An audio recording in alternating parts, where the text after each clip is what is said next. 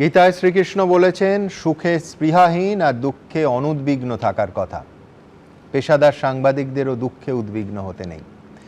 দেখুন, সাংবাদিকদের জীবনে প্রতিদিনই নতুন নতুন মানুষের সঙ্গে আলাপ পরিচয় হয়, কিন্তু সত্যি বলতে তার মধ্যে খুব কম লোকের সঙ্গে সেই পরিচয়ের বন্ধনটা গভীর হয়। রাহুল আমার অনুষ্ঠানের শুধু নিয়মিত বক্তা ছিল না, আমাদের অত্যন্ত প্রিয় একজন মানুষ এবং চমৎকার লেখক ছিল।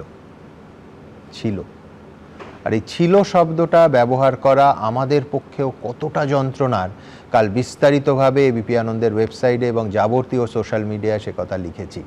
কিন্তু আজ এই প্রশ্ন তুলতে হবে যে এই অকালে রাহুলকে আমাদের হারাতে হলো কেন। আমি দুটো প্রধান অসঙ্গতি, পরস্পর বিরোধিতা এবং মিথ্যে দাবি নিয়ে শুরু করব। প্রথমত, যখন এই মর্মান্তিক দুর্ঘটনা ঘটল তখন কি শুটিং হচ্ছিল নাকি প্যাক আপ হয়ে গেছিল? গতকালই জোর গলায় প্রোডাকশন ম্যানেজার জনৈক শেখর চক্রবর্তী অন ক্যামেরা আমাদের বললেন প্যাক আপ হয়ে গেছিল। তাহলে পুলিশ আজ এই দুর্ঘটনার একটা অংশ শুটিংয়ের ক্যামেরায় ধরা পড়েছে দেখে সেটাকে বাজেয়াপ্ত করলো কি করে? প্যাক আপ হয়ে গেলে তো প্রোডাকশন ইউনিটের ক্যামেরা চলারই কথা নয়।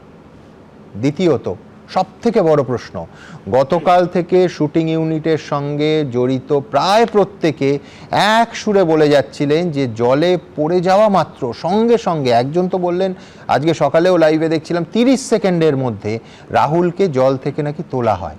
অথচ আজ ময়নাতদন্তের প্রাথমিক রিপোর্টে বলা হয়েছে তার ফুসফুস, পাকস্থলী, খাদ্যনালী ও যকৃৎ সমুদ্রের জল এবং বালিতে ভরে আছে। অর্থাৎ দীর্ঘক্ষণ জলে না থাকলে, দীর্ঘক্ষণ হাবুডুবু না খেলে, সমুদ্রের জলে দীর্ঘক্ষণ টেকনিক্যাল ভাষায় বডি রোল না হলে এই মর্মান্তিক ঘটনা ঘটতই না। তাহলে এই সঙ্গে সঙ্গে আর 30 সেকেন্ডের মিথ্যাচারের প্রয়োজনটা হলো কেন?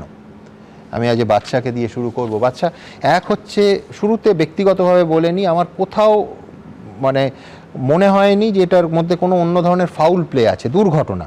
কিন্তু একটা দুর্ঘটনা, তাকে এই পরস্পর বিরোধী বয়ানগুলো সেইটাকে ঢাকতে সামনে আসবে কেন? নাকি কোথাও একটা গাফিলতি ছিল সেইটাকে ঢাকতেই গোটা পরের পর বয়ানগুলো, যেগুলো দেখা যাচ্ছে যে পরস্পর বিরোধী এবং একটা অন্যটা ঠিক উল্টো, একই ইউনিট থেকে, এটা কি করে সম্ভব?